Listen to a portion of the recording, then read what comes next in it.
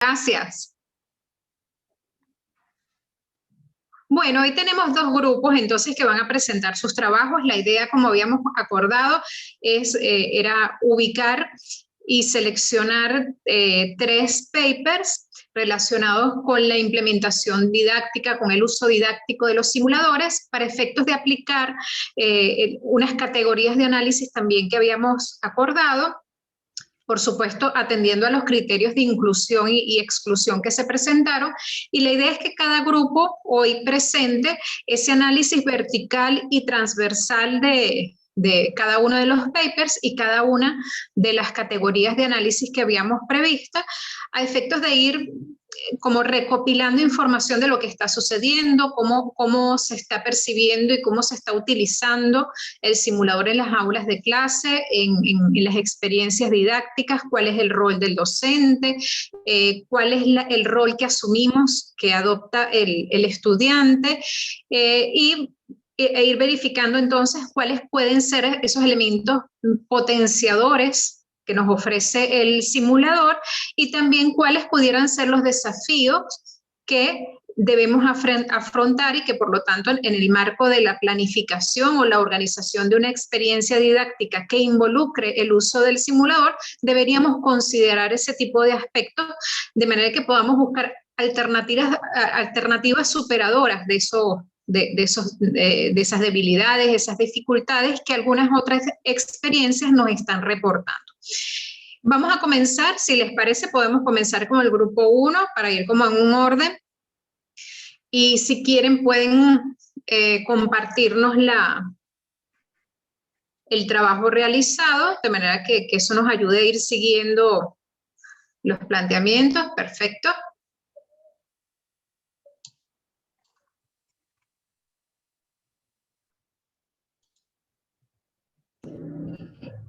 Carolina, Mariana, Priscila y Rosario, cuando ustedes quieran pueden comenzar a contarnos un poco la experiencia. Sí, creo que está hablando Mariana, pero está silenciada.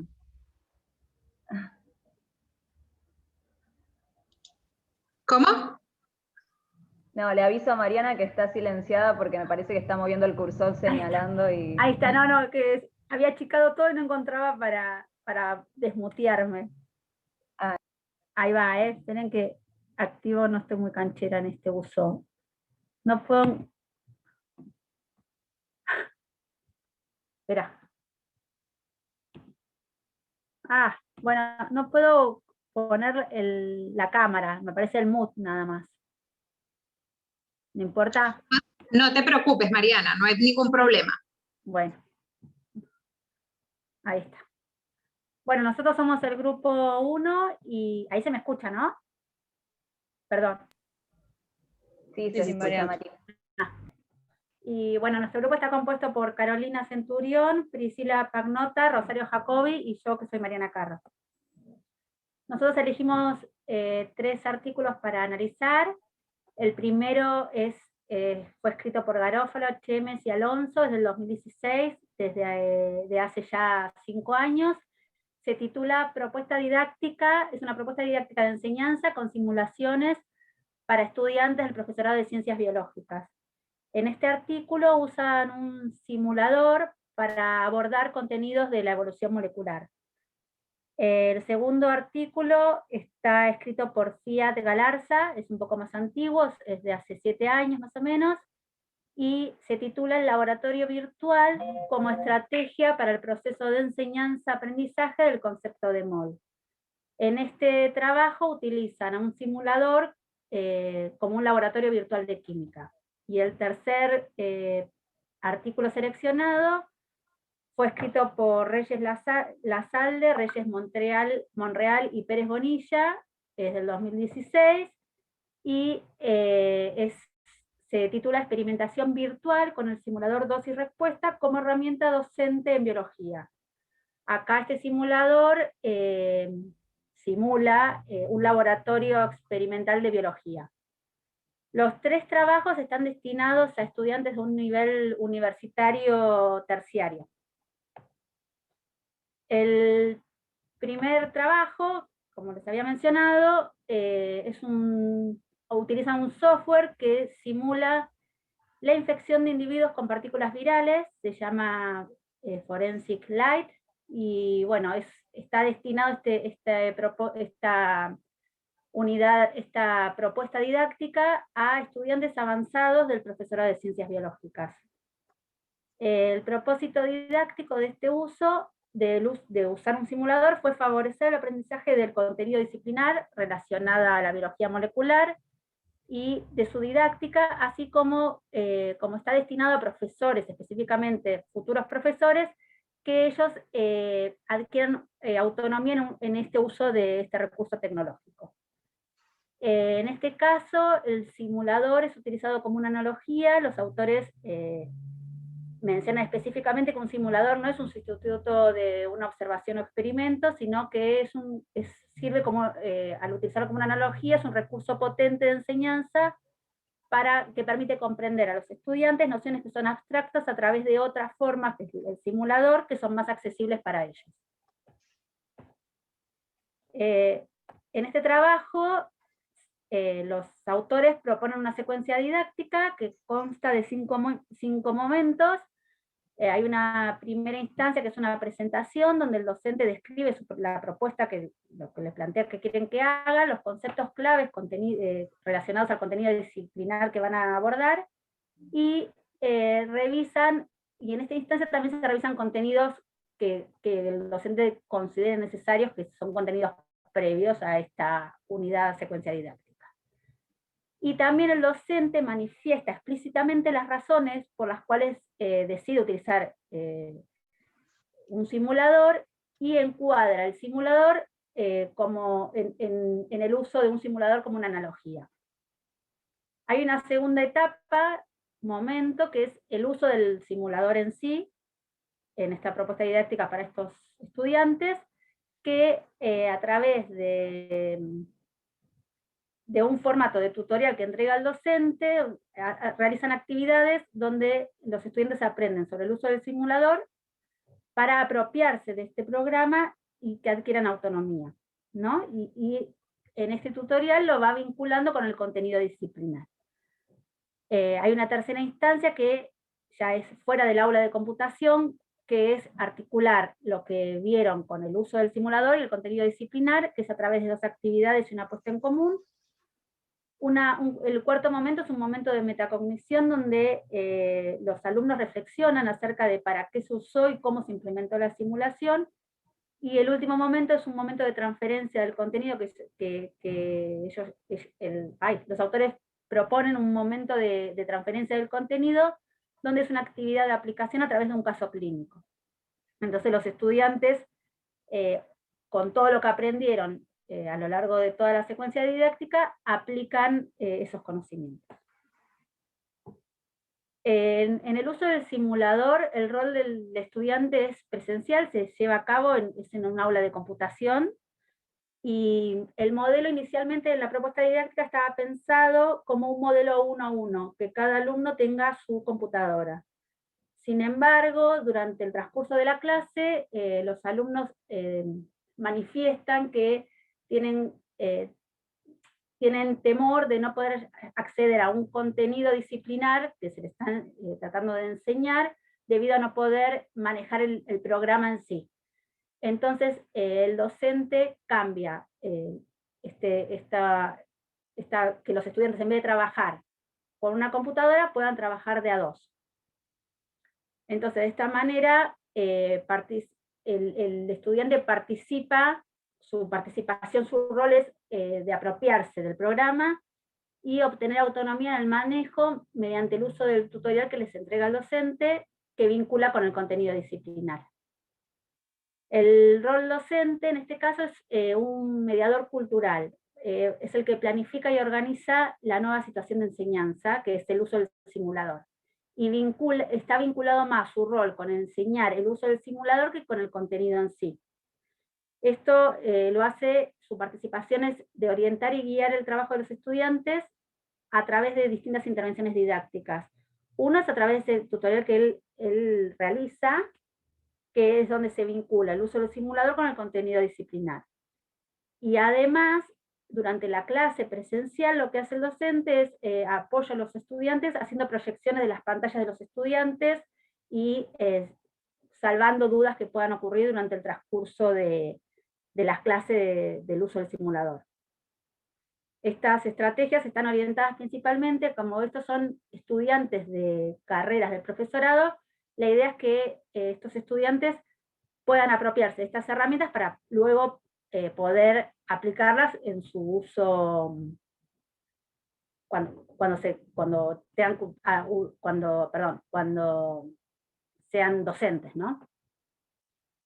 Beneficios al uso del simulador es que fue bien aceptada por los estudiantes, es valorada esta forma de aprender por ellos, sirvió como una facilitadora del aprendizaje de las bases moleculares de la evolución, y ellos observan que en su trabajo generan autonomía en los estudiantes para utilizar un recurso didáctico y aportó una forma de intervención didáctica de enseñanza con simulaciones en marcos teóricos constructivistas para la práctica de los docentes en biología, docentes de biología en formación. Algunas dificultades que encuentran es que al final, cuando llega el último paso, que es aplicar todo lo aprendido, encontraron evidencia de que había una necesidad de reforzar y aclarar algunos contenidos teóricos. Que esto podría también, como está pensada, como ellos planearon su unidad didáctica, tienen un momento donde pueden hacer como, o sea, pueden darse cuenta de si hubo algo que faltó de lo que ellos querían lograr en cuanto a contenido disciplinar. Y bueno, otras dificultades que estaban relacionadas al uso del simulador en sí, estuvo subsanada cuando, bueno, el docente decide cambiar de trabajar individualmente a poder trabajar de a dos, y en las intervenciones didácticas que él hace, como en la escritura de un tutorial para poder poner en contexto y articular el software con el contenido disciplinar. Y esas proyecciones, esas intervenciones de proyecciones que hacían de la clase a través en la clase presencial también colaboró a esto. Ahora pasamos al trabajo 2. Sí, bueno, yo soy Carolina. El artículo 2, bueno, como dijo Marian, trata un laboratorio virtual de química. Está dirigido a los chicos, alumnos de profesorado de química de la Facultad de Exactas de Catamarca, de 2014. El propósito de esta investigación fue evaluar el uso del laboratorio virtual para el aprendizaje de lo que es el concepto atómico molecular. Esto fue así porque los docentes manifiestan todo el tiempo que el concepto de átomo el alumno no lo tiene bien definido, y si no lo entiende bien, en toda su carrera arrastra errores. Las principales causas eran que los estudiantes confundían la masa molar con la masa molecular, y confunden el nivel macroscópico de la sustancia con el microscópico. Entonces, bueno, la idea de esta investigación es aplicar el laboratorio virtual, investigar y concluir si fomenta o no el aprendizaje del concepto de mol. El docente, ahí está, ahí. Principalmente lo que hace al iniciar la clase es, con todo el curso, da un marco teórico y explica la resolución de problemas en el pizarrón para todos por igual. En esta instancia el trabajo sería grupal, y después lo que hace, divide el curso en dos grupos. El grupo control, que no va a trabajar con el laboratorio virtual, y el grupo experimental, que sí va a trabajar. Deja fuera a los chicos recursantes, ya que considera que, como son alumnos que ya estuvieron en contacto con este contenido, para que no interfieran en el resultado de las conclusiones, digamos. Bueno, en primera instancia lo que hace el docente es, con el grupo experimental, mediante una exposición, explica por capturas de pantalla cómo funciona el laboratorio virtual, y todo el tiempo es un docente guía que acompaña más que nada sobre las dudas que tengan los alumnos con el laboratorio virtual. Y en los dos grupos va a aplicar 3 instancias de evaluación. 2 van a ser previas al uso del laboratorio virtual, y la tercera va a ser posterior. Lo que es inicialmente Es una evaluación diagnóstica para detectar los contenidos que ellos tienen previos del concepto de MOL, en los dos grupos por igual. Y después hace una preprueba, que es un cuestionario para indagar si los alumnos tienen conocimientos de las TICs, y en el caso que las tengan, si trabajaron o no con laboratorios virtuales. Luego de pasar por la experiencia de laboratorio, hace un examen parcial para todos por igual, pero en base a las respuestas que tengan ambos grupos, va a poder concluir si la aplicación del laboratorio virtual fomentó el aprendizaje del concepto de MOL. A ver, Marian, pasa al próximo. Bueno, a ver. Ahí está, el rol del alumno. Bueno, el alumno en sí, el grupo control tiene un rol más que nada pasivo, porque no va a trabajar con el simulador, lo mismo que los recursantes, van a hacer solución de problemas en el cuaderno. Pero el grupo experimental tiene un rol más activo, porque, o sea, si bien va al laboratorio virtual, hace mediciones básicas, está a la balanza, pesa, pero también lo que hace es, trabaja con sustancias que le indica al docente, y aparte tiene para elegir dos sustancias de selección, una simple y una compuesta, hace todas las mediciones nuevamente, y vuelca en una tabla con todos los resultados. En base a las masas que obtiene, calcula número de átomos, masa del átomo, moles de moléculas y la masa de una molécula. Finalmente entrega un informe escrito de laboratorio que los docentes van a evaluar.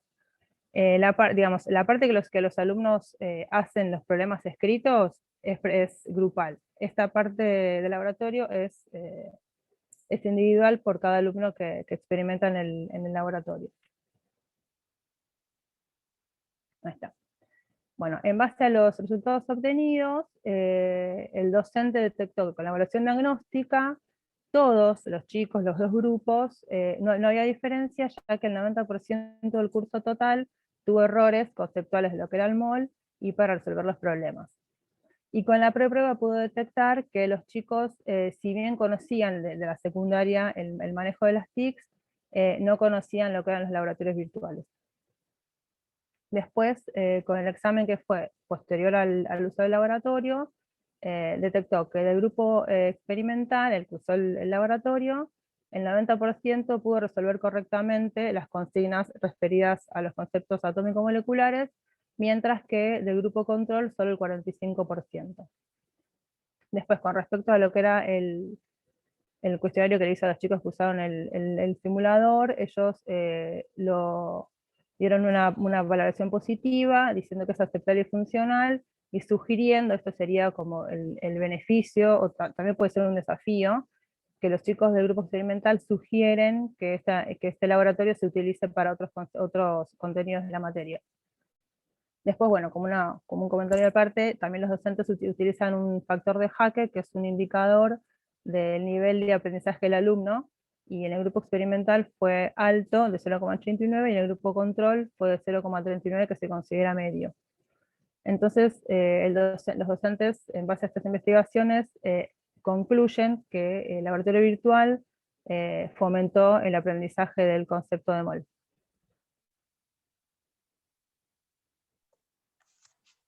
Bueno, y ahora pasamos al artículo 3, que a diferencia de los otros, en este caso el simulador es realizado por el mismo grupo de trabajo, y se trata de analizar el efecto de agonistas a receptores glutamatérgicos en salamandras. Está dirigido también a estudiantes de biología en un curso que se llama Métodos de Investigación 1, y en este caso es un estudio exploratorio descriptivo para analizar justamente cómo funciona este simulador que realizaron los autores del trabajo. Y ellos y ellas lo que explican es que las principales razones para justamente haber realizado un simulador es justamente porque los simuladores permiten generar experimentos que si no en vivo tienen altos costos de realizar, y además porque justamente no hay laboratorios virtuales o no existen gran cantidad de laboratorios virtuales de buena calidad. Entonces su objetivo a nivel de trabajo es analizar su usabilidad y los niveles de aprendizaje que generan en los y las estudiantes. Y el propósito a nivel didáctico es que los chicos y las chicas obtengan una idea general de qué es un trabajo científico y cómo se realiza, porque lo que ellos intentan hacer es, a través de este simulador, generar un entorno de investigación virtual donde cada vez que se realizan los experimentos se obtienen datos personalizados, de manera que sea lo más similar a hacer ciencia en un laboratorio real. Y ellos también lo que utilizan es el método CREATE, que van siguiendo distintos pasos en las distintas actividades, donde los alumnos y las alumnas tienen que, de alguna manera, considerar los conceptos teóricos, leer sobre el tema, plantear una hipótesis. Luego, una vez que esa hipótesis está planteada, analizar e interpretar los datos y después pensar en el siguiente experimento. Entonces, este simulador en lo que consiste es que los alumnos van incrementando distintas dosis de dos tipos de ácidos y van viendo qué es lo que pasa con la frecuencia de disparo de las neuronas. Y luego el objetivo es que a partir de estos datos logren hacer este gráfico en Origin, pero para ello lo que plantean en toda la secuencia y lo que hacen realmente es hacer 3 sesiones de Origin donde les enseñan el programa, les enseñan los menús básicos, les enseñan a hacer gráficos, o sea, todo lo básico del programa. Luego usan el simulador y a partir del simulador, con el Origin, hacen estos gráficos que previamente planteaban hipótesis de lo que iba a pasar, ¿no? Porque usan este ácido quiscuálico y otro tipo de ácido, y interpretar qué sucedió. Y al final, a partir de todas estas hipótesis y resultados, tienen que generar un trabajo científico, escribirlo acorde, ¿no? A que sea un trabajo científico. Si quieres pasa. Ahí. Y respecto al rol del docente, en este caso, no solo explica cómo usar Origin, sino también el uso del simulador. Como ya dije antes, también sitúa al alumno y a la alumna en un entorno de investigación virtual y está como guía frente a dudas que surgen. Respecto al rol del estudiante, en este caso es más pasivo, ya que tiene como ciertas instrucciones que tiene que ir siguiendo y de cierta manera no es tan abierto o no hay tanto intercambio. Respecto a los beneficios que señalan los y las autoras, es que los simuladores justamente permiten abordar procesos biológicos que si no se verían restringidos por tema de tiempos y dinero. Respecto a cómo evaluar cómo funcionó todo lo que ellos hicieron, lo que hacen primero es encuestas sobre el manejo del programa, básicamente preguntándoles el nivel de dificultad que tuvieron, que si querés Mari, cliquea una, ahí está. Y lo que ven que al mayor porcentaje de alumnos y alumnas le resultó fácil. Y respecto a la comprensión de conocimientos teóricos, ahí hacen una serie de cuestionarios para evaluar si realmente pudieron hacer todo lo que estaba propuesto, que eso se encuentra en la siguiente diapositiva. Y ahí lo que podemos ver en estos dos gráficos es, por una, en la izquierda, ellos van haciendo distintas preguntas, acá no están las preguntas, pero bueno, a ver si las responden de manera correcta, aunque lo que notamos es que estas preguntas eran como capaz no tan descriptivas, si no era un sí o no, entonces capaz que para nosotras nos parecía que faltaba un poco más averiguar si realmente los chicos y chicas comprendieron el conocimiento teórico. Y a la derecha lo que se ve es, bueno, si fueron realizando toda la serie de instrucciones que ellos planeaban que hagan los y las alumnas. Y la conclusión, según los autores, es que los alumnos alcanzan altos niveles de aprendizaje a partir de estos gráficos. Y eso es todo. Bien, bueno, ahora entonces voy a hacer el cierre analizando transversalmente los 3 trabajos. A ver. Se ve la pantalla, ¿no? Sí. Bien, gracias. Bueno, para empezar, mencionar la particularidad que los 3 trabajos están situados en contextos diferentes, como fueron mencionando las chicas.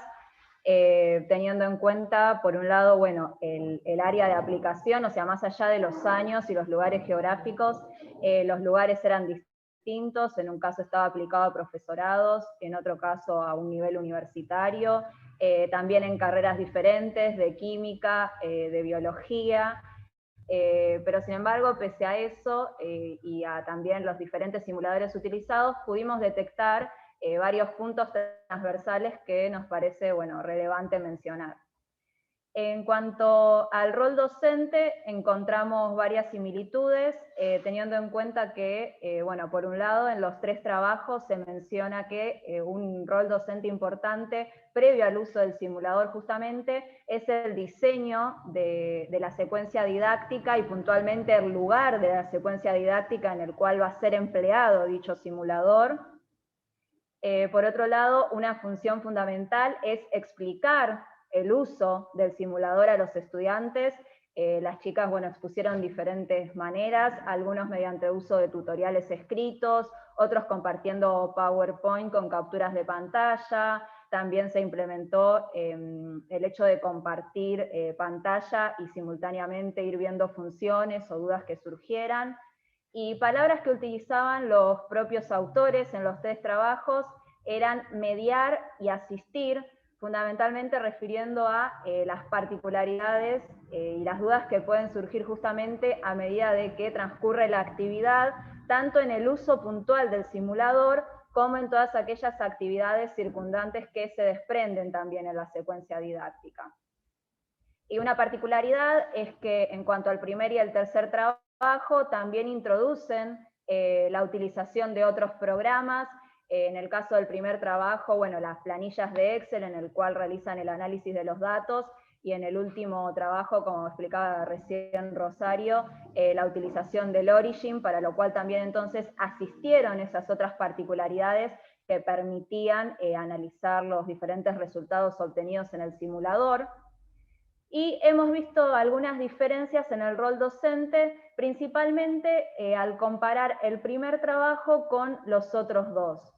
El primer trabajo estaba muy centrado en la particularidad de que estaba dirigido, digamos, a un grupo de estudiantes del profesorado, entonces muchas de las actividades y del rol docente se vinculaba también con esta reflexión en cuanto a la futura práctica docente de los estudiantes.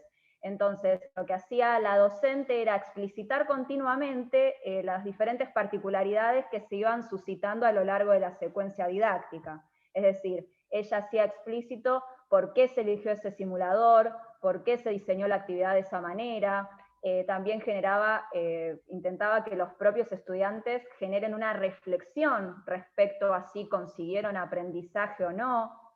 Incluso analizaban, hubo todo un intercambio de ideas por grupos y también con intervención del docente en una puesta en común respecto a las limitaciones que podía presentar el simulador, que justamente es una de las características que menciona el trabajo, que fue algo que generó mucho interés en los estudiantes, esto de poder detectar cuáles son las cosas en las cuales el simulador, dicho de una manera vulgar, se queda corto, tiene alguna falla respecto a el modelo teórico que se aproxima un poco más quizás a la realidad que se está planteando a partir de dicho modelo. Y en base a toda esta secuencia de actividades que fue suscitando esta docente, entonces también vemos que ella presenta un rol de mayor intervención en estos intercambios y puestas en común. En cuanto al rol del estudiante, bueno, dentro de similitudes, los 3 trabajos que seleccionamos se desarrollan de manera presencial. Por otro lado, bueno, algo que es bastante evidente es el rol de los estudiantes en la ejecución de los diferentes comandos para cada uno de los simuladores. También algo importante es la participación en intercambios, es decir, se pretende que justamente tengan un rol activo en expresar las ideas tanto entre pares y generar un intercambio de opiniones, como así también en puestas en común. Y después la realización de distintas producciones finales a partir de lo analizado en los simuladores, ya sea respondiendo casos clínicos o problemáticos, realizando un trabajo, bueno, similar a un artículo científico, o evaluando diferentes particularidades de situaciones problemáticas vinculadas a las mediciones atómico-moleculares en el caso del segundo trabajo. En cuanto a diferencias, bueno, una característica es que en el primer trabajo el simulador se tuvo la necesidad de realizar en parejas debido a la dificultad que manifestaban los alumnos de esa inseguridad o temor para la realización del abordaje del simulador.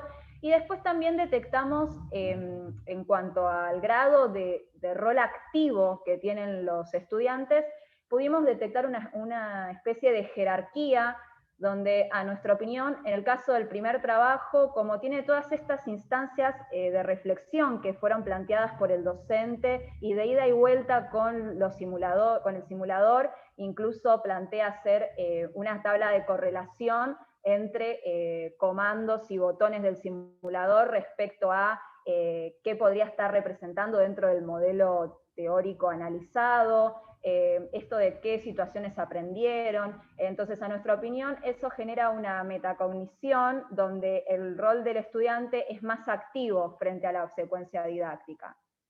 En el caso del segundo, consideramos que está en una situación intermedia, donde si bien, bueno, por supuesto que los autores mencionan que se logra efectivamente un aprendizaje más significativo que en el caso del grupo control, para nosotras quizás si bien tenía ciertas libertades en la ejecución de comandos, no se plantearon actividades que fueran más bien abiertas o que inviten a la reflexión sobre las medidas atómicos moleculares, sino más bien que ellos estaban expuestos a la necesidad de medir y pesar y hacer diferentes cálculos. Entonces, por eso lo colocamos en una situación intermedia.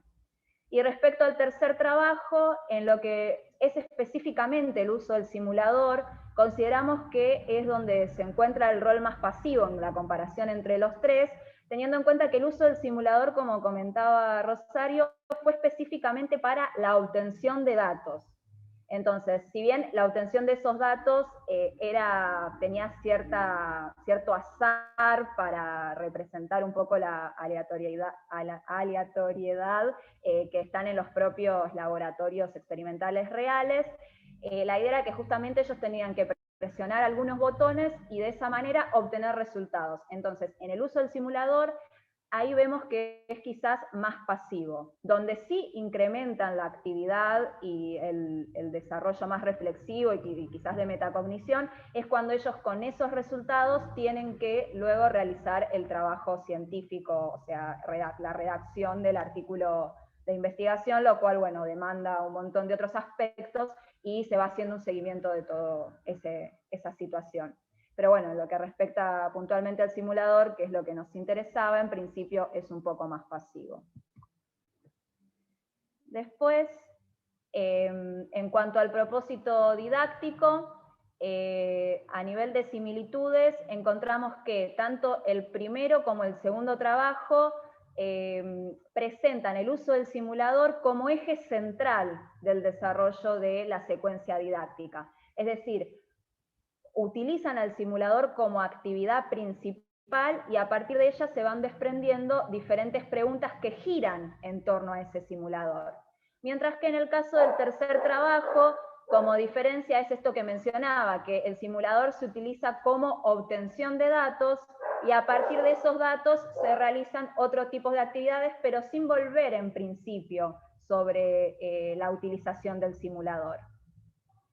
Bueno, como mencionaron las chicas, también como similitud encontramos como propósito didáctico permitir asimilar conceptos complejos que quizás de otra manera resulta más difícil poder enseñar y aprender, teniendo en cuenta las particularidades, bueno, de laboratorios reales o que a nivel teórico quizás es más difícil visualizarlo. Y también como propósito didáctico, que lo mencionan los tres trabajos, es conseguir esa cierta autonomía o independencia en el área que compete al simulador en particular. En cuanto a otras diferencias, bueno, los objetivos que se plantean, digamos, como como propósito didáctico en sí son diferentes. En el primer caso, como mencionaba, se incita mucho a la reflexión y la incorporación de este tipo de recursos para la práctica docente. En el segundo se intenta alcanzar habilidades de laboratorio y de medición. Y en el tercero se realiza un acercamiento a todo el aspecto de la investigación y la redacción de artículos científicos. Y bueno, como ya estuve mencionando bastante, también consideramos que el análisis reflexivo de funciones y comandos del simulador en relación o en vínculo a los conceptos teóricos también presentan diferencias, siendo mayor en el primero, luego en el segundo y en inferior situación el tercero. Como beneficios detectados a nivel de similitudes, bueno, los 3 trabajos concluyen en que se consiguió un aprendizaje significativo a partir del uso del simulador y que entonces este simulador se presenta como una herramienta facilitadora de la comprensión. A su vez, el primero y el segundo trabajo hacen mucha referencia a la motivación y al interés que genera la utilización de los simuladores. Y en cuanto a diferencias, bueno, el tercero menciona que un beneficio, como comentaba Ro, era la posibilidad de realizar experiencias que en laboratorios reales no serían posibles, ya sea por el costo, por el tiempo o por la dificultad de los procedimientos. En el caso del segundo trabajo, mencionan la posibilidad de adquirir habilidades para los laboratorios reales. Eso es lo que especifican los autores. Nosotras estuvimos debatiendo un poco hasta qué punto se pueden adquirir quizás habilidades de manejo de laboratorio real mediante un simulador, pero bueno, eso ya es una opinión nuestra. Y en el caso del primer trabajo, algo muy importante es que como beneficio se menciona que con las actividades planteadas es posible identificar las dificultades que se presentan tanto con el simulador como con la secuencia didáctica en general. Para ir finalizando, en cuanto a las dificultades y desafíos detectados, en cuanto a la primera y en los segundos artículos, mencionan que un desafío interesante podría ser incluir el uso de simuladores a otras temáticas dentro de cada una de las materias pertinentes. Y en cuanto a diferencias, algo que nos llamó la atención es que el segundo y el tercer trabajo no explicitan, ¿sí?, de manera detallada o en particular dificultades presentadas.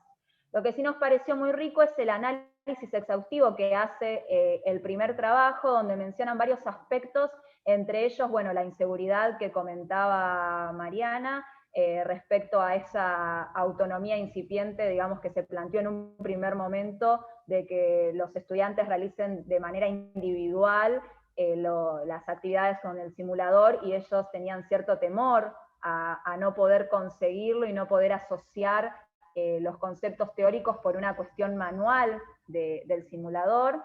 Después también observaron la permanencia de ciertas concepciones alternativas, y que los estudiantes presentaron dificultades ante nuevas situaciones problemáticas. A nivel del análisis transversal emergente, bueno, por un lado, como ya mencioné, el contexto en el cual se sitúan el uso de los simuladores es diferente, y a su vez también las metodologías y los materiales de partida. Sabemos casos donde se realizan estudios más bien cualitativos, otros casos en donde se hacen análisis metodológicos cuantitativos con división de grupos en grupo control y grupo experimental. También los materiales de partida son diferentes, en algunos casos se utilizan las producciones de los estudiantes, en el primer trabajo también se utilizaban los desgrabados de las clases, como así también un libro de notas, un diario del docente que iba realizando a medida que se suscitaba las clases. Y algo muy interesante es que en el tercer trabajo mostraban un pequeño cuadro del estilo revisión sistemática muy sintetizado, mostrando dónde también podían existir otros beneficios del uso de los simuladores en otros contextos. Entonces, como conclusiones generales, a partir del estudio sistemático que hicimos, podemos ver que, bueno, que los simuladores pueden ser aplicados en diferentes contextos, que acompañados de una propuesta didáctica permiten facilitar la comprensión de diferentes conceptos teóricos. A su vez permite recrear situaciones que pueden ser complejas, expresarlas de otra manera, por ejemplo, en laboratorios reales. A su vez, de acuerdo a las actividades que acompañen al uso del simulador, es posible detectar dificultades o limitaciones que incluso el propio software posee, lo cual puede ser muy rico para el análisis. A su vez, puede observarse diferente grado de participación de los estudiantes y eso está también muy relacionado con la propuesta didáctica que plantea el docente.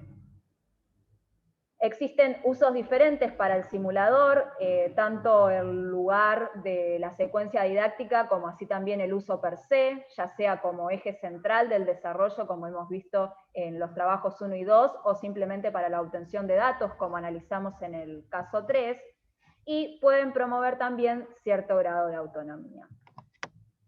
Bueno, muchas gracias y perdón por la extensión.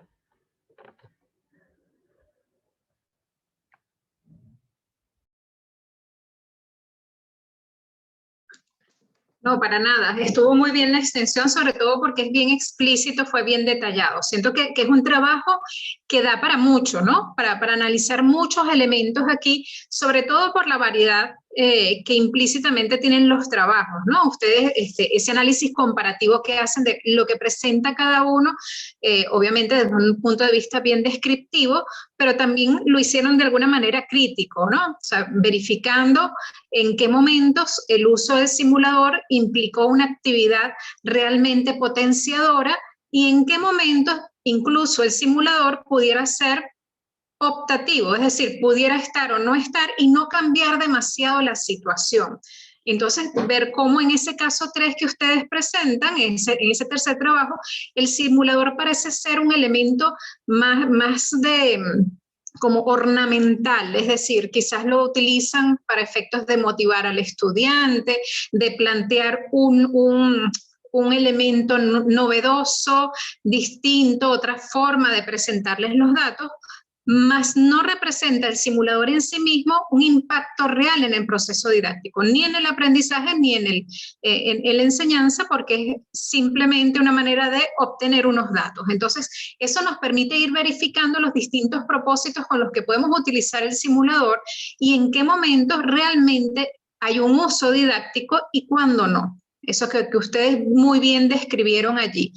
Por otra parte, por ejemplo, referirnos a ese rol activo del estudiante, entendiendo que hay como 2 maneras de ver el rol activo de la persona que aprende. Desde un punto de vista más intrínseco, es decir, el proceso cognitivo, el conflicto cognitivo que generamos y que no necesariamente tiene que estar con un par, es decir, con un compañero o en un grupo. Puede haber mucha presencia de potenciadores activos sin necesidad de que la actividad sea grupal. Yo sentí un poco que ligaron ustedes ese análisis del rol activo con la interacción que había o no. No necesariamente tiene que ser así, obviamente. En los trabajos grupales, como les ocurrió a ustedes seguramente, se propicia una instancia de discusión, de debate de ideas, de conflictos internos que tenemos que resolver, que tenemos que argumentar cada uno, y eso potencia el proceso de aprendizaje de cada quien. Pero no necesariamente tenemos que depender de las instancias grupales siempre.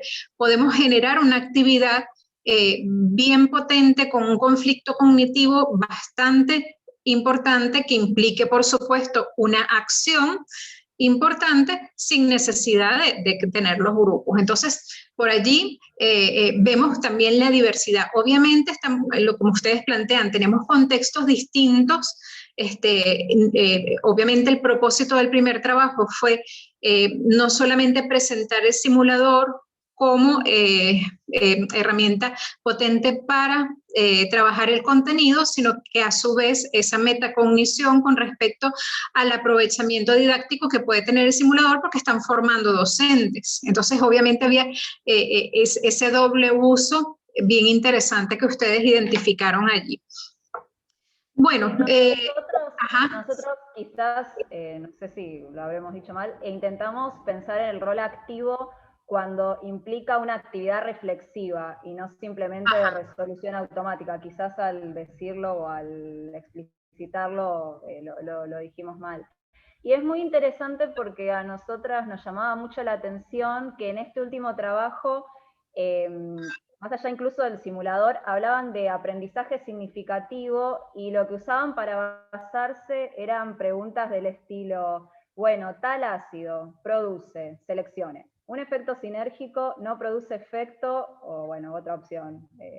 Y entre nosotros, o sea, entendíamos que no era el objetivo cuestionar el modo de metodología que usaron los trabajos, pero también nos generaban ciertas dudas el grado de análisis que usaban, pero bueno, sí.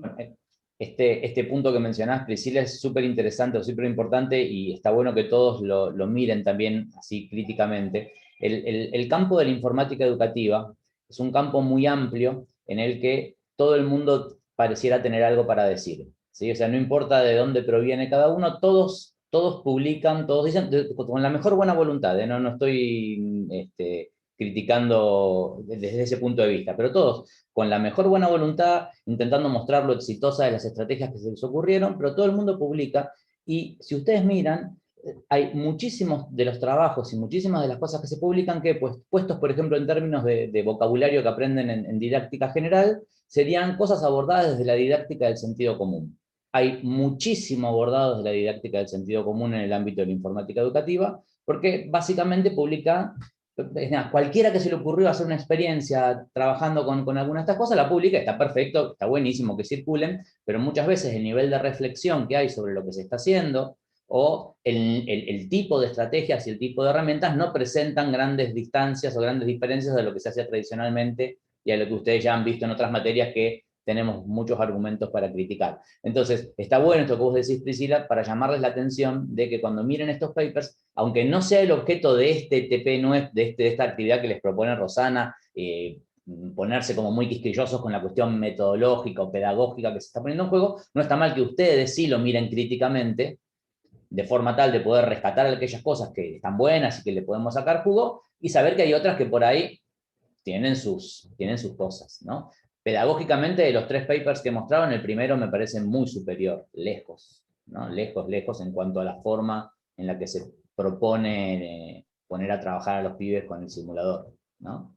Sí, pero igual, yo entendí que no, o sea, no, porque te vas o sea, hay tantas cosas para analizar y mirar dentro de los 3 trabajos. Para mí la idea no era criticar, no, claro. Claro. Uno lo mira con manera crítica, porque esto lo discutimos un montón. Claro que no. No ponernos, porque si no sabes qué se hace, podemos estar por supuesto. Hablando. El comentario es más genérico, esto de no porque esté publicado necesariamente es un excelente ejemplo de uso de simuladores. O sea, es como que los miren críticamente, eso simplemente, como una advertencia general de, ojo, que hay publicado de todo. Miremoslo con cuidado, porque no todas las propuestas didácticas son interesantes o son potentes, ¿no? A mí me llamó la atención, como puse en el chat, cierta displicencia para mencionar la aparición de aprendizajes significativos.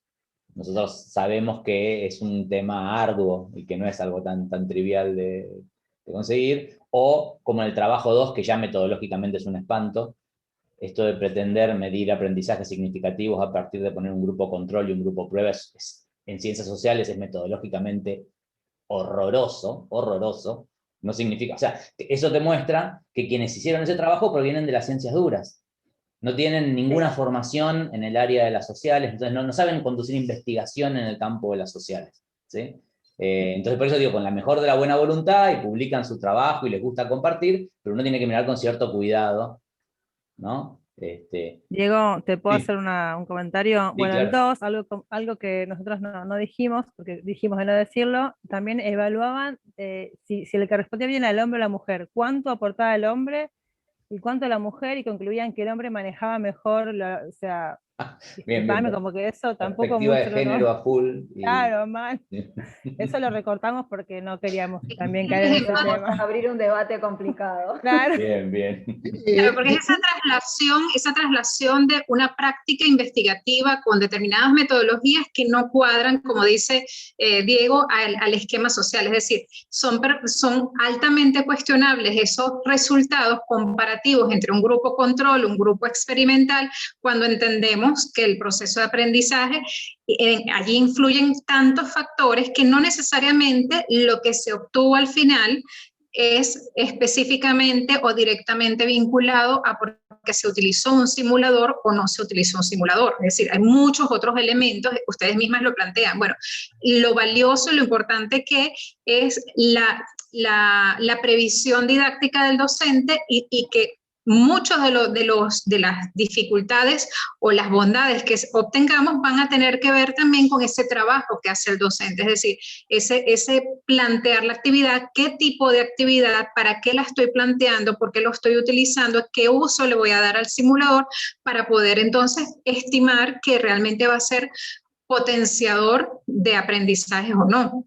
Obviamente, además, allí en las conclusiones, yo no sé si ustedes lo plantearon textualmente, pero habla de aprendizajes altamente significativos al final, y que eso indicó que era buena la experiencia con el simulador, y quizás en lo que se están refiriendo es que quizás los resultados en términos de calificación fueron más altos, pero eso no nos indica que directamente eso sea referido al aprendizaje. La calificación, el rendimiento, evidencia un dato cuantitativo que no necesariamente es el ilustrador de lo que está pasando con el aprendizaje. Entonces quizás hay también terminologías utilizadas desde concepciones distintas, desde perspectivas distintas, y eso hace que definitivamente este análisis que hacemos de los papers, sin el ánimo, por supuesto, como ustedes dicen, de criticar el paper o criticar la experiencia,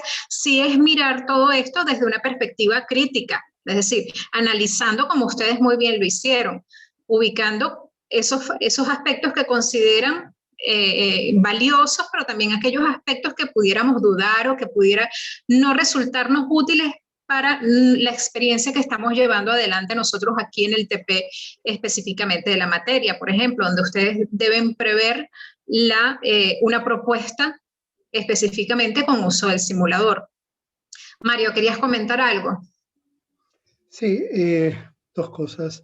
La primera me acaba de sorprender mucho. Entiendo el contexto en el que están diciendo que las pruebas de un grupo control no siempre es trasladable, pero me sorprendió el comentario de que en ciencias sociales, de la cual yo no tengo demasiada experiencia, esto no es válido, porque en realidad, por lo menos en experiencia de trabajo en compañías privadas, el uso de grupos de control y focus group y grupos de control es justamente una práctica muy usada para ver la conducta social y las preferencias y cosas por el estilo.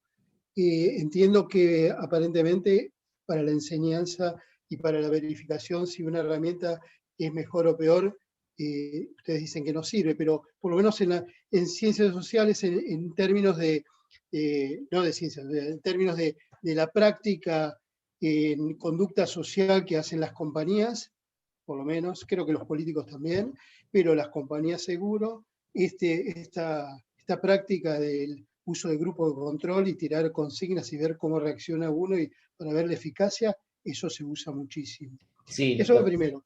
Lo que no podemos utilizarlo sin tomar en cuenta todos los factores. Para la segunda cosa, antes que me lo olvide, pero no es una consulta sobre el tema, sino si pueden después decir cuáles son los artículos que recién escribió, porque se supone que los otros grupos no tenemos que tomarlos, si pueden pasárnoslo, nada más. Perdón. Genial, genial. No, si querés, Hago un comentario muy breve sobre esto que mencionaba Mario. Tampoco es la idea aburrirlos mucho con esto, pero es interesante lo que mencionas, Mario. Me parece que hay una diferencia, y corríjanme, es una sensación que tengo, me parece que hay una diferencia en términos de, una cosa es buscar correlaciones, y buscar, digamos, una cosa es una cuestión pragmática en términos de técnica, bueno, resulta efectiva la técnica de preguntarle a la gente esto, tener el grupo control, y con eso, no sé, armarme, me invento algo, no sé, mi campaña de marketing, o lo que fuere. Y otra cosa es usarlo como argumento para demostrar mi hipótesis. Yo digo, tengo estos dos grupos, a uno le hice atravesar el simulador, al otro no se lo hice atravesar, como las respuestas del grupo que usó el simulador me gustan más que las respuestas del segundo grupo, le asigno la autoría, digamos, le asigno el mérito de esa diferencia en las respuestas al uso de la herramienta que yo estaba proponiendo. Eso es metodológicamente poco consistente, porque yo podría decirte, mira, hay tantas diferencias entre el grupo 1 y el grupo 2, no es solamente que uno usó el simulador y el otro no, es que en el grupo 1 hay n individuos que son distintos de los n individuos del grupo 2, entonces yo no sé si puedo asignarle tan graciosamente que en este grupo 2 tuve mejores respuestas en el ejercicio porque usé el simulador. Por ahí expliqué mejor alguna cosa. Por ahí, andás a la vista, hay tantas variables en el medio que nosotros solemos decir que metodológicamente es débil asignarle la responsabilidad, digamos. Se suelen llamar investigaciones de tipo proceso-producto, en donde se le asigna al resultado final, digamos, la consecuencia del resultado final se le asigna a unas pocas variables, o en general a una única variable, como es en este caso el uso del simulador. En términos generales, las ciencias sociales son ciencias multivariadas, ¿no? En términos generales se asume o se entiende que la mayoría de los procesos son de multicausalidad, entonces como no tenemos ese control de variables, no es que yo tengo dos grupos y son más o menos iguales, en realidad son bastante distintos. Quizás sí sería cierto, yo diría, bueno, por ahí tenemos una muestra muy grande y puedo jugar estadísticamente, ahí podríamos analizarlo, pero en general en términos de grupo clase, cuando uno hizo la prueba con 15 pibes que hicieron una actividad y 15 pibes que no la hicieron, y ahí es como más complejo asignar esa correlación tan directa. Desde ese punto de vista digo que metodológicamente es cuestionable. Sí, es eso, no es la metodología per se, es el uso de la metodología. La aplicación de la metodología no se puede aplicar igual que en otras ciencias, precisamente por eso, por los múltiples factores y variables que inciden. Entonces, el uso del resultado también es como, primero no lo podemos generalizar, no podemos establecerlo como algo ya definitivo, sino como algo que tentativamente puede ser atribuido en cierta medida a el uso del simulador. Entonces hay que ser muy cuidadoso con el uso de los resultados cuando hacemos ese tipo de experiencias investigativas. No es que no se pueda, pero no podemos definitivamente utilizar tajantemente los resultados al final. Priscila. Sí, no, a mí me había llamado la atención, o sea, bueno, yo estoy haciendo DP2 ahora, y justo Diego es mi tutor en el grupo de DP2, así que este tema de los estudios cuantitativos para ciencias sociales lo habíamos estudiado un montón para un trabajo que estamos haciendo, y que justo mis compañeras y yo teníamos la mente muy encasillada en los estudios de ciencias naturales, que es esto del grupo control, o sea, lo habíamos discutido un montón con Diego, y me llamaba la atención también que en el trabajo como que intentaban disminuir esta variabilidad que mencionaba Diego que existen entre los grupos, porque justamente son personas distintas y pueden haber un montón de procesos diferentes, mencionando que, bueno, en la preprueba, que fue en esa actividad diagnóstica general, no había diferencia entre los grupos. Entonces, como que ellos alegaban que esa preprueba, que no hubo diferencias entre los grupos, ya era suficiente como para validar todos los resultados. Bueno, ahora entiendo que obviamente que no es así, pero me llamaba la atención, ¿no?, el abordaje que lo hicieran de esa forma, o sea, más allá de saber que está mal, como explicitar y decir, bueno, como esto fue así, es válido todo el estudio siguiente. O sea, No, y esto no además- esto no quiere decir que no pueda ser efectivamente un mérito del uso del simulador haber logrado alguna mejora en la forma en la que se trabaja ese tema, en la forma en la que se aprende ese tema, porque por algo exploramos distintas estrategias, porque apostamos a que generen alguna mejora, ¿no? Simplemente lo que cuestionamos es la cuestión más metodológica de cómo aseverar. En general, en ciencias sociales, típicamente, sobre todo en el área de aprendizaje, uno a lo sumo lo que hace es inferir, ¿no? Uno hace inferencias, uno hace abducciones, ¿no? Tanto como aseverar aprendizajes significativos. Ya todos vieron el video de los egresados de Harvard que contestan que las estaciones se producen porque la Tierra está más cerca o más lejos del Sol. Entonces lo de aprendizajes significativos es complejo, digamos. Sumale que en realidad evaluaban con una respuesta, o sea, era una pregunta de un parcial y con eso ya decían que sabían o no el tema, o sea, tampoco es que hacían un análisis profundo de un montón de cosas del tema en sí, sino que era una pregunta, más o menos era así, no, respondió bien, bueno, va a un grupo o va al otro, no había un...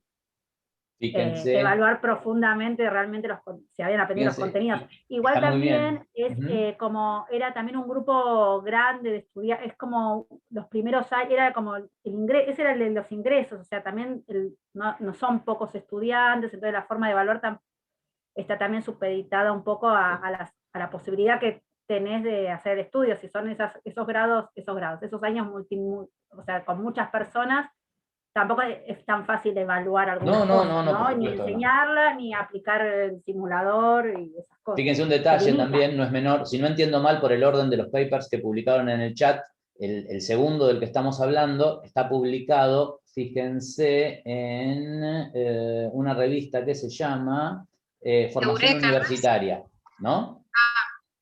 ¿Sí? Fíjense que no es una revista especializada en enseñanza. Probablemente el control de pares haya sido hecho por docentes universitarios sin formación específicamente en el área pedagógica. Entonces, esos árbitros probablemente hayan encontrado muy natural la conformación de un grupo control, la asignación. Nada, es un detalle. No. Igualmente, como siempre, las críticas son siempre entre comillas. Yo las hago solo para llamarles la atención sobre estas cosas. Todos los trabajos tienen sus cosas positivas y a todos le podemos sacar mucho jugo. Simplemente hay que mirarlos críticamente, nada más que eso. No sé, tampoco es para tirarlo al muere. El trabajo debe tener seguramente sus buenas cosas piolas para aprovechar. Claro. Bueno, si quieren pasamos entonces al grupo 2, que nos va a presentar también los resultados de su revisión. Profe, tuvimos un percance. Uno de nuestros artículos coincide con el artículo del grupo 1. No hay problema. Sí, pero fue nuestro error, porque lo cambiamos a último momento y no volvimos a chequear el documento donde tenemos todos los papers de todos los grupos. Sí, recuerden que sí habíamos comentado eso, que vamos a verificar siempre, no repetir los papers de una semana a otra. Pero obviamente los que estemos trabajando en simultáneo, este es un factor que muy probablemente va a surgir, que es que repitamos algún paper porque estamos trabajando en simultáneo, ¿no? Cada grupo. Así que no se preocupen, si quieren vamos a presentar entonces los resultados de los otros dos papers, los diferentes para enriquecer esta discusión que tenemos, ¿sí? Bueno, igual pedimos perdón. No, tranquila. Bueno, ¿comparto o se puede compartir entonces? ¿Ahí lo ven? Sí, se ve perfecto. Sí.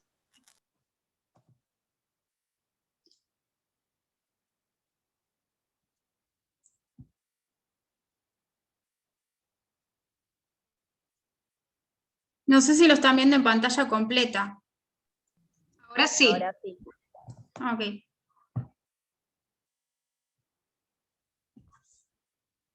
¿Sí? Yo no lo veo en pantalla completa. Ahora sí, pero sí, ahora no. Ahora no, lo recién sí. Ah, ok.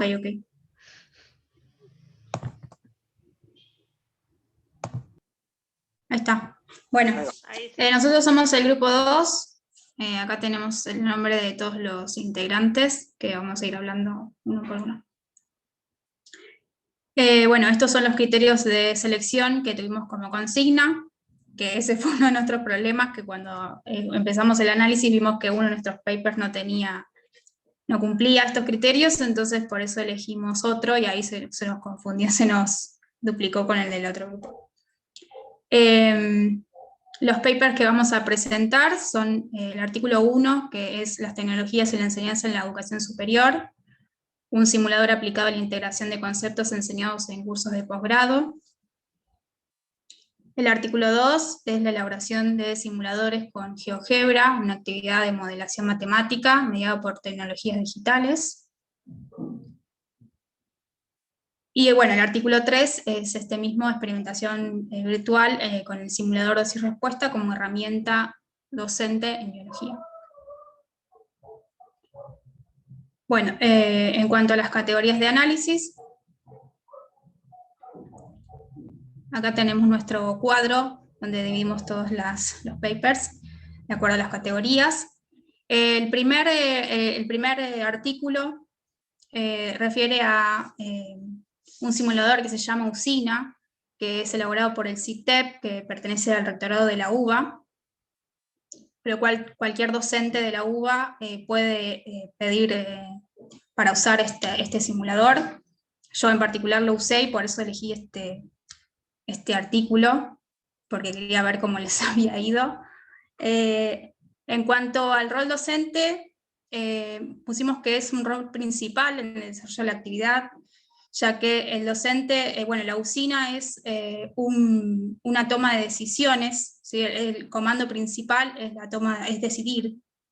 Entonces el docente tiene que plantear, el aprendizaje se va a basar en un problema o un caso, donde el docente tiene que pensar las preguntas, pensar la situación problema inicial, pensar los contextos, ¿sí? Situar al alumno en un contexto social, temporal y espacial, darle un rol protagónico y presentar diferentes escenarios. Entonces, se da un problema o se hace una pregunta y el docente tiene que pensar tanto la pregunta y el problema como pensar las respuestas correctas, incorrectas, donde el alumno tiene que decidir. Y además pensar los escenarios que se les va a dar después de decidir, tanto una opción correcta o una opción incorrecta. Entonces es como un desafío grande para el docente, porque tiene que pensar absolutamente todo, los escenarios, tanto para las respuestas incorrectas como incorrectas. Y se le puede plantear, por ejemplo, en este caso se les planteaba que tenían que tener una toma de decisiones, si hacían una serie de decisiones correctas, se los incorporaba a una empresa o se los tomaba como becarios en una investigación. Bien, entonces el rol del estudiante es la toma de decisiones en la posición de expertos en el tema, que es el escenario que se le presenta dentro de la usina. Cuando uno va poniendo las respuestas, si uno da una respuesta correcta, se le da otro escenario donde tiene que volver a decidir.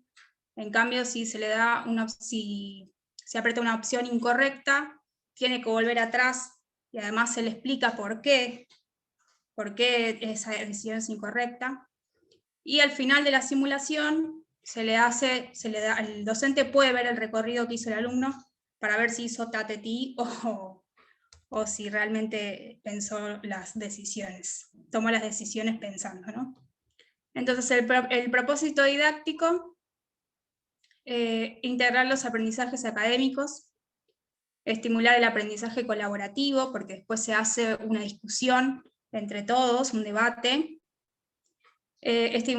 promover habilidades ligadas a la práctica o el ejercicio profesional, porque se los pone en una situación como si fueran profesionales. En cuanto a los beneficios detectados, se les hizo una encuesta a todos los estudiantes de si les había servido la usina. El objetivo era ver si podían integrar los conocimientos, ya que el curso era solo de 2 semanas, entonces para afianzar esos conocimientos que se dio de manera intensiva. la idea de la usina es para afianzar los conocimientos, entonces los beneficios detectados fueron esos, se integraron con los conocimientos, se promueve el aprendizaje en cada toma de decisiones, permite el andamiaje, por esto mismo, porque si uno decide algo incorrecto, se le dice por qué, y tiene que volver a empezar y volver a tomar las decisiones correctas, y permite una autoevaluación, además. En cuanto a los desafíos o dificultades, solo encontraron dificultades en cuanto a la plataforma, porque siempre hay problemas uno tiene que inscribir, digamos, en la usina a los alumnos con el DNI, y siempre hay problemas para ingresar. Entonces, pero bueno, desde CITEP siempre responden rápidamente, eso es lo que dicen los del paper, y yo lo comprobé también. Y bueno, como categoría emergente, señalan el tema de que el simulador da una alternativa para trabajar con el error, ¿no? Porque si uno se confunde, entonces trabaja sobre el error. Y bueno, que es de nivel de posgrado, pero que yo lo apliqué en una materia de grado, así que se puede aplicar tranquilamente. Bueno, eso referido al artículo 1. Perfecto. Ahora pasamos al artículo 2. El artículo 2 refiere a, buscan un método para mejorar lo que sería el modelado matemático de un suceso real y aplicarlo en un simulador de GeoGebra, que es un simulador matemático y de álgebra, un simulador matemático, ¿no? Entonces, en este simulador, el rol del docente decimos que no es un rol tan activo, es más de mediador, porque en este estudio, los estudiantes fueron los encargados de elegir el modelo real que quieren pasar, que quieren modelar, del cual quieren sacar el esquema, que después van a pasar a un esquema matemático. Entonces el docente no les dice cuál elegir ni cómo elegir, sino los va guiando para que la elección cumpla con los requerimientos. ¿No? Por eso decimos que es mediador, con el objetivo de presentar y orientar la actividad. Como dijimos anteriormente, el rol del estudiante es más activo, porque tenían que elegir el hecho físico real que después tenían que modelar para utilizar el programa, ¿no? Entonces decimos que el rol de los estudiantes era activo, donde proponen y desarrollan el objeto de estudio. En este caso, los estudiantes eligieron el rotor de un helicóptero, el cual tenían que sacar el modelado que le llaman, el esquema, para poder pasarlo a un modelo matemático simple para su análisis en el simulador. El propósito didáctico, decimos que desarrollaron los estudiantes las habilidades para el modelado matemático de los modelos físicos reales a través del simulador. Que los chicos puedan tener la capacidad, puedan desarrollar o facilitar el desarrollo de la capacidad analítica y de poder abstraer de un modelo real, ¿no? un esquema físico básico para su análisis. Después, pasando a los beneficios detectados, vemos que el desarrollo de habilidades de interpretación y análisis mediante modelos matemáticos, ¿no? Que los chicos puedan tomar de ese modelo físico los componentes matemáticos que después puedan usar, ¿no? Que puedan abstraerse de la complejidad del modelo físico real. Y después trabajo colaborativo, porque el trabajo fue realizado en un grupo de 2. Cabe decir que los chicos son de nivel medio, entre 15 y 17 años. Y bueno, después las dificultades y desafíos detectados es en la secuencia de pasos inapropiados. ¿Por qué? Porque para el desarrollo de esta modelización matemática, el autor propone una serie de pasos a seguir, los cuales no se cumplieron en su totalidad y se vieron obligados a volver para atrás y reevaluar los pasos anteriores antes de poder continuarlo, pero también les sirvió como un proceso de autoevaluación. Por eso decíamos secuencia inapropiada tal vez, o revisión de dichos pasos. Bueno, y en las características emergentes, había hablamos de que hay habilidades previas necesarias. ¿Por qué? Porque para el modelado, para la abstracción de un modelo matemático, los chicos requieren ciertos conceptos de física, palancas, momento, velocidad tangencial, muy necesarios para poder abstraerse, para poder construir ese modelo matemático, sin el cual no podrían hacerlo. Y acá mencionamos los promotores porque también en el artículo menciona la presencia de una tercera persona que es el promotor, que sería el experto en el programa, que no los ayudaba activamente en la selección o la modelización, pero sí en el uso del programa del simulador. Eso sería el resumen de la...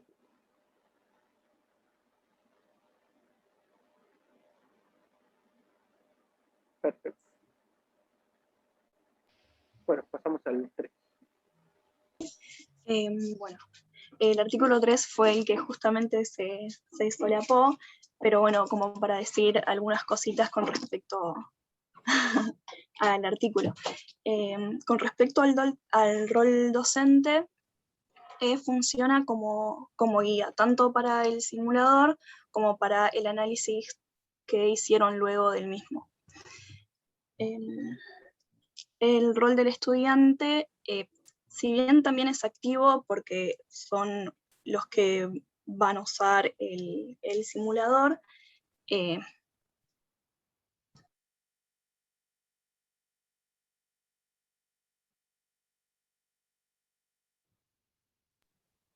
Te muteaste, Ara. Perdón. Perdón. Tienen un rol activo por el uso del simulador, describen objetos, sugieren hipótesis, plantean las etapas, observan cómo funciona el simulador, miden y registran todos los datos que se obtienen, pueden medir con respecto al, ¿cómo es que se llama? A los gráficos que les da el simulador, y desde allí tienen que extraer las conclusiones para hacer el, ¿cómo es que se llama? Para hacer el texto científico y luego el examen. El propósito didáctico es valorar el aprendizaje en el tema, situar al estudiante en una actividad que le permita obtener una idea que es el trabajo científico y cómo se realiza este trabajo científico. Los beneficios destacados que vimos fueron que permite situarse en una actividad científica real, ya que es muy similar a lo que sucedería en el laboratorio, pero a distancia. Lo que permite además es minimizar los costos, ya que no se utilizan los elementos de laboratorio. En cuanto a tiempos también, porque el simulador lo realiza en pocos minutos, en cambio en el laboratorio eso llevaría muchas horas. Y además, una cuestión ética también, porque en el simulador uno puede ver todo lo que sucede sin que haya que matar al animal, cosa que sucedería en el laboratorio. En dificultades encontramos que no todos los alumnos se sienten familiarizados con las cuestiones de simuladores, aunque fue un porcentaje relativamente bajo. En la encuesta que se hizo, a la gran mayoría, algo del 70% les resultó fácil el uso del simulador y un 7% que no, casi 8%. Eso.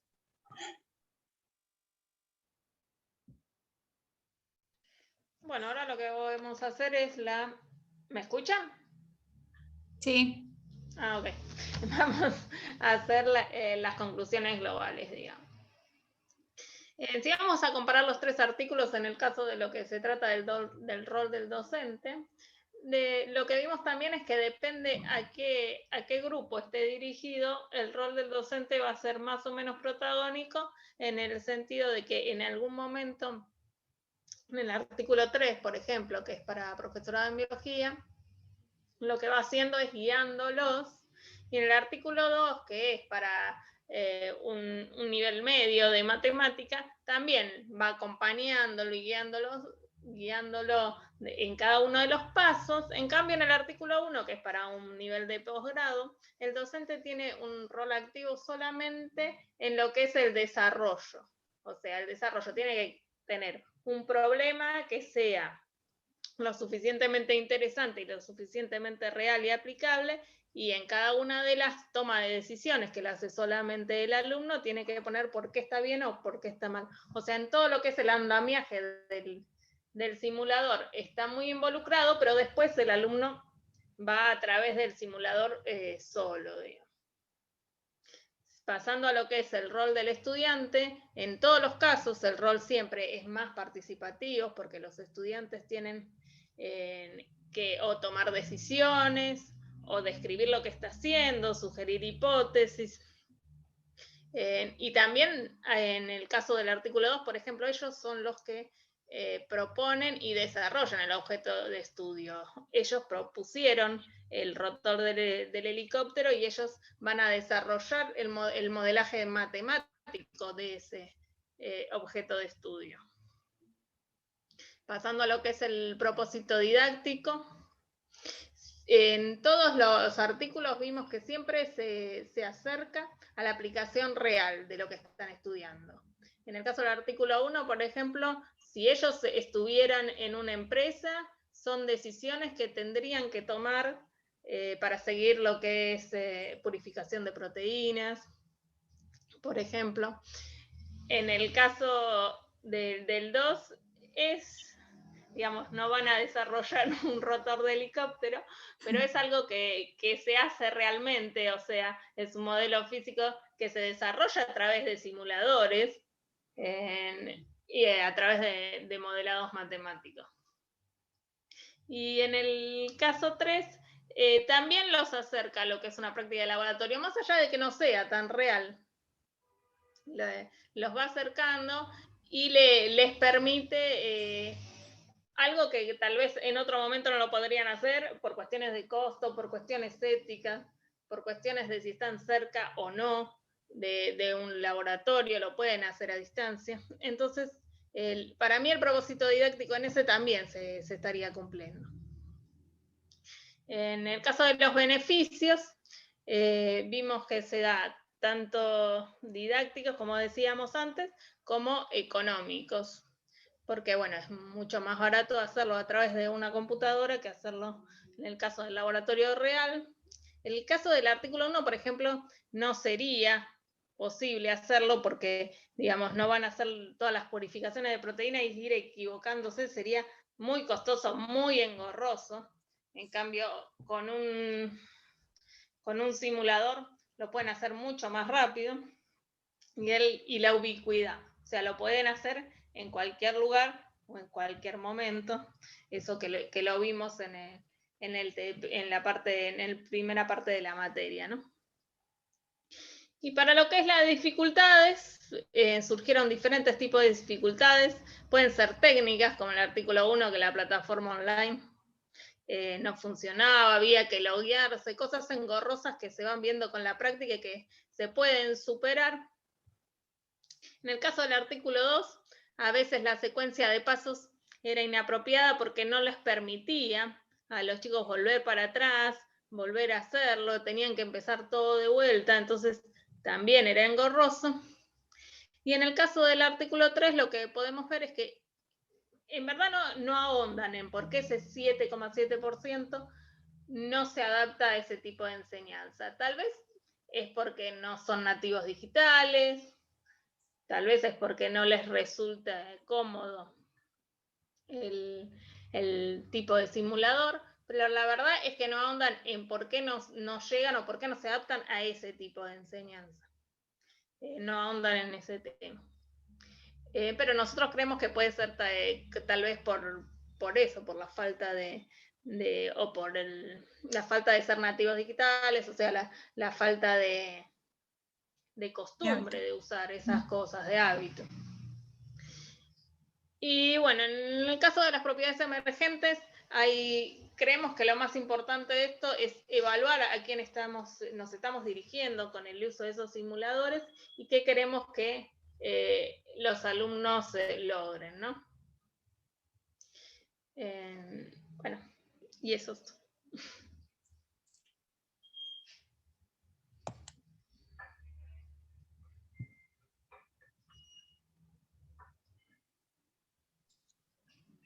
Bien, creo que igual recordando el paper 3 que ustedes mencionan, creo que coincide con el 3 también del grupo anterior, me parece. Sí, es el mismo el paper. Pero bueno, me parece que no nos situamos en lo mismo, por eso también lo queríamos describir. Sí, digo analizando esta dificultad que ustedes plantean, quizás que los estudiantes no se sintieron cómodos con la estrategia, pero no olvidemos que de cualquier manera habíamos ya como ubicado que el trabajo que se realizó en esa experiencia con el simulador fue como muy puntual, era básicamente para obtenernos datos, pero en realidad el propósito de la actividad iba como más dirigido a la construcción de un trabajo con la estructura científica, etcétera. Entonces allí tendríamos que ver si realmente ese 7.7 que plantean allí, que no se ajustó, no se sintió cómodo con la actividad, si no se sintió cómodo con el simulador o con la actividad que parece que iba mucho más allá, que el simulador era como un elemento adicional, no fue muy central allí. Entonces quizás esa dificultad tendríamos que verificar si tenía que ver o no con el simulador en sí. Pero bueno, muy bien. Fíjense que en líneas generales parece que hay elementos que podemos rescatar de esta revisión de los papers que trajimos hoy a la clase, que tienen que ver obviamente con la importancia de las previsiones del docente y que tienen que ver con eso que ustedes plantean, evaluar a quién va a estar dirigida la actividad y sobre todo cuál va a ser el propósito, es decir, para qué voy a utilizar el simulador, para qué lo voy a incorporar y cuál es el rol que va a tomar tanto el estudiante como el docente frente al uso de ese simulador desde el punto de vista didáctico. Dentro de las dificultades creo que también fue como común en ambos grupos referir las posibles dificultades que haya en cuanto a o la accesibilidad al recurso, a la herramienta, o después la apropiación o la familiarización con el uso de la herramienta como tal. Entonces parece que tiene que ver más con esos elementos técnicos. Y definitivamente extraemos del análisis que estuvimos realizando también como dificultad o como desafío, más que dificultad, analizar cuándo el simulador es adecuado, es pertinente para implementar y cuándo también esas previsiones que realizamos se ajustan a un uso significativo, potenciador de la herramienta para efectos de lo que se quiere trabajar. Entonces, digamos que en cuanto a la secuencia didáctica, quizás no percibimos demasiadas variaciones, salvo creo que en uno de los papers que se mencionaba que se utiliza el simulador más como para verificación no verificación, pero sí para profundización o afianzamiento de ciertos conceptos que lucen abstractos y que con el simulador, por supuesto, se logró como digamos una mayor comprensión de esos conceptos, pero en general vemos que la tendencia en la mayoría de los artículos que revisamos es a utilizar el simulador para hacer esa transferencia, es decir, para aplicar ciertos conceptos, ciertas metodologías, experimentar un poco desde un punto de vista, incluso como ustedes comentaban, de esa racionalidad económica que me ofrece el simulador, en el sentido de que, bueno, al no estar en el laboratorio físico, quizás no hago un uso directo de ciertos equipos, de sustancias, etcétera, que pueden implicar un costo y que, bueno, al utilizar el simulador puedo ahorrarlo, pero tendríamos paralelamente que revisar si podemos sustituir un laboratorio físico, es decir, presencial, directamente con los materiales y con los equipos, por un laboratorio virtual. Eso sería como otro punto de análisis que tendríamos que revisar. No siempre podemos hacerlo.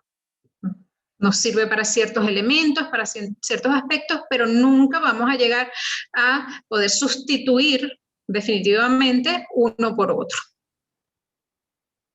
A ver, ¿alguna otra cosa que ustedes creen que estamos, digamos, extrayendo de esto que revisamos por lo menos en el día de hoy, sobre todo con miras a lo que ustedes están haciendo en su TP? Es decir, que para los grupos que analizaron ya algunos papers, ¿qué toman de esas experiencias, de esas revisiones que hicieron, como para aplicarlo ahora a su propia experiencia en el TP? ¿Para qué les sirve? Sí, Andrés. No, que lo que más rescato yo es usar el simulador como una herramienta, pero que en realidad vos tenés que aplicar una estrategia que sea acorde y que lo utilice, pero que no sea solo el simulador, me parece. Claro, yo pienso como Andrea, o sea, que no sea algo accesorio que es indistinto si está o no, como comentaba creo que era Diego en el chat, que se podía reemplazar simplemente por una tabla de datos, sino que realmente esté acondicionado con unas actividades y con una didáctica detrás que permita aprovecharlo. Y algo que a mí me pareció muy interesante y que también estuvimos pensando así unas posibles preguntas para incluir dentro de la actividad del TP3, es, bueno, lo que era nuestro artículo 1, que terminamos enamoradas, no sé si se nota, que analizaba también las limitaciones del simulador y hacía tablas de correlación como para intentar asociar justamente botones o cosas que se ven con cada una de las particularidades del modelo teórico analizado, que creo que también eso es una herramienta que al menos probablemente nosotras explotemos también en nuestro TP, porque creemos que potencia mucho la reflexión y permite sacarle justamente más jugo al simulador en relación a comprender diferentes procesos de Sí, aprendizaje. plantear situaciones que hagan a los estudiantes ponerse en un rol participativo, activo, que tengan ganas de hacer las actividades. Sí, y también como que tenga como sentido. También lo vinculo mismo, más allá de los simuladores, con los laboratorios mismos de la facultad, ¿no? Que a veces uno, no sé, va a un laboratorio de QE, digo, de la materia, ¿no? Y capaz hace toda la actividad y queda un poco medio automatizado. Y pipeteé esto, puse esto acá, hice esto, y terminó el día y no sé qué hice. Como Sí, que tal deje cual, de ser eso, pasa eso, sí. pase a ser algo con significado, con decir por qué esto, si lo puse así, pasa esto, y si lo otro, no sé, eso. Que los estudiantes terminan, no sé, capaz que aprenden a usar la pipeta, pero cuando termina el TP no saben qué hicieron. Bueno, eso es muy interesante, no sé si da para comentarlo, pero justamente yo estoy en QE y estábamos hablando con los chicos que están en mi turno este cuatrimestre, y le preguntábamos, bueno, qué les parecía a ellos la modalidad virtual, si se sentían cómodos y ese tipo de cosas, y ellos mencionaban que les gustaba la modalidad virtual porque permitía hacer un montón de intercambios de ideas y que bueno, se usan un par de simuladores, terminan como de afianzar conceptos que quizás en otras materias le pasaba justo esto mismo que comentaban las chicas, que tenían que estar muy preocupados y apurados porque tienen que pipetear, que hacer esto o lo otro, y que no se generaba quizás tanto espacio de realmente comprender qué estaban haciendo. Obviamente que una cosa no es reemplazable por la otra, pero digamos, dentro de las cosas positivas que uno puede extraer de la situación. Bueno, eso quizás nos hace pensar en la potencia que tiene, el elemento potenciador que tiene el laboratorio virtual para el aprendizaje ubicuo. Es decir, no sustituimos el laboratorio físico, ese trabajo con la pipeta directamente también es necesario, también es importante, pero digamos ese elemento complementario de esa fase, incluso de mayor experimentación, de poder equivocarme y volver a empezar, de analizar cada paso que estoy dando, por qué estoy tomando esa decisión, por qué estoy haciendo esto específicamente, lo puedo hacer de pronto como un simulador, de manera ubicua, es decir, no necesariamente en el horario de clase y con la estructura física del laboratorio, pero puedo hacer otro tipo de procesos con el simulador. Así que estaría bien interesante poder lograr esa combinación, ¿no? Yo creo que además la ventaja que nos da la simulación en el caso de las prácticas estas de laboratorio que son tan sistemáticas, ya te sacas de encima todo lo que es el error que se da mucho en laboratorios.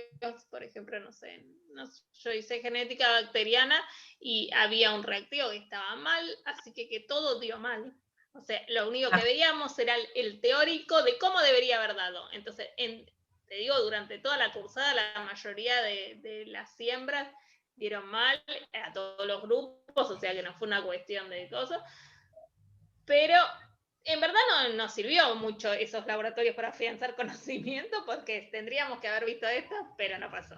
Tendríamos que ver esto, pero no pasó. Entonces, si lo pones con un simulador, capaz que podés ver las diferencias mucho más visualmente, que yo creo que la visualización de las cosas hace que uno asimile mejor esos conocimientos que tenés que además de que es más barato, más allá de eso, pero que esas simulaciones podrían haber ayudado en lo que deberías haber visto y capaz que no se dio por ciertas cosas. A mí me parece más allá que en el trabajo real es así. Si te sale mal, pues tenés que empezar de vuelta y bueno, ¿qué le vas a hacer? Claro, sería como trabajar con el error, pero sin desperdiciar ni los elementos del laboratorio ni el tiempo. Igual está todo muy unido a la actividad unida al simulador, porque vos por ahí tenés, o sea, por ejemplo, si eso mismo que dice Yamila, del laboratorio da todo mal porque el reactivo estaba mal, pero quizás eso depende cómo lo manejen, esa situación, puede ser muy, muy buena esa situación para pensar otro tipo de cosas, entonces está como muy unido al tipo de actividad que está relacionado a que vos realizás con ese simulador. Entonces, no alcanza solo con el simulador, sino lo que hay detrás, que ahí es donde entra el docente como el pensante de cómo lo va a usar para que sea realmente potente ese uso. Sí, yo creo que si el docente ahí hubiera pedido un informe tratando de explicar que los estudiantes piensen qué es lo que pudo haber salido mal o algún tipo de análisis más exhaustivo que simplemente decir dio mal por esto, tendría que haber dado así, quizás se podría haber sacado también un poco más de provecho. Pero porque la realidad es cosas que te ocurren, o sea, vos en tu vida profesional te puede llegar a ocurrir eso y tenés que... Entonces, es al contrario, pero bueno, igual me parece que está unida a la actividad, unida al simulador más que al simulador en sí. Y también pienso que hay un montón de actividades donde los estudiantes en los laboratorios tienen un rol pasivo, o sea, yo pienso, perdón que hablo todo de QB, pero es la que tengo más presente, hay un TP de electroforesis donde básicamente los docentes armamos los geles, los docentes hacemos el revelado porque siempre cae fuera de horario, y los chicos lo que hacen es esperar, mirar cómo lo hace el docente, a lo sumo sembrar una calle.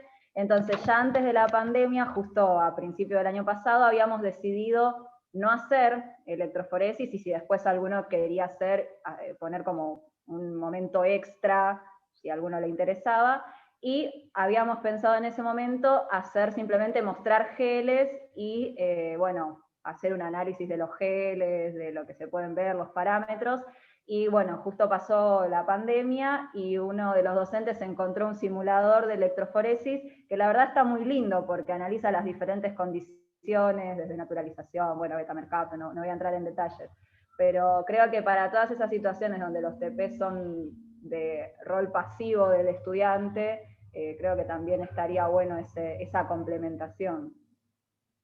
Claro, yo insisto de cualquier manera que creo que la alternativa sería poder combinarla, ¿no? Y estratégicamente decidir en qué momentos y para cuáles prácticas y para cuáles ejercitaciones sería prudente trabajar con el simulador porque resulta más potente para poder favorecer eso de, bueno, me equivoco, lo puedo volver a comenzar, puedo tomar una nueva decisión, puedo verificar sin haber perdido el día del laboratorio, pero también poder vivenciar la práctica real. Es decir, por ejemplo, cosas tan sencillas como las normas de seguridad dentro del laboratorio frente a una práctica determinada, solamente las puedes trabajar con los estudiantes en el laboratorio como tal. Es decir, en el simulador no tienes que utilizar o aplicar normativas de seguridad con determinadas sustancias, con determinadas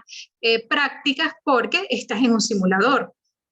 Pero esos son aprendizajes que también tiene que desarrollar el estudiante que se está formando, por ejemplo, y eso lo tiene que vivir en un laboratorio para poder hacer ese clic de por qué tengo que utilizar las botas de seguridad, o por qué tengo que utilizar los lentes de seguridad, o por qué tiene que ser en una pipeta transparente, porque tiene que ser...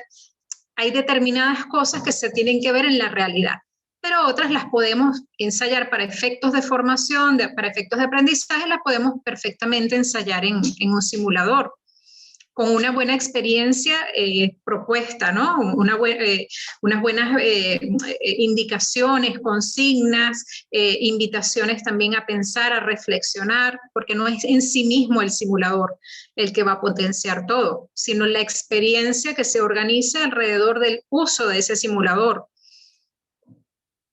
Mario, no sé si está levantando la mano o quedó levantada desde la intervención anterior. Sí, ¿verdad? Desde anterior. Bien. El anterior, perdón. Tranquilo, Mario. Bien. Bueno, seguimos trabajando con esto. No agotamos hoy la discusión, así que no se preocupe, vamos a seguir conversando de todo esto. La próxima semana tenemos el grupo 3 y 4 que van a presentar sus revisiones sistémicas. Bien. Hoy, ¿a qué hora tenemos tutorías? Ya, no sé si nos pasamos de la hora.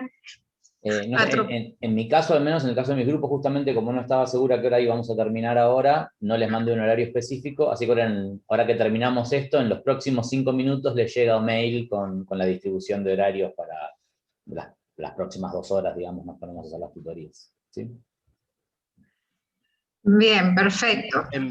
En mi caso tengo el grupo 7 a las 4, que es en 10 minutos, y el grupo 1 que se había adelantado, ahora vamos a ver qué... Sí, estamos en problemas porque no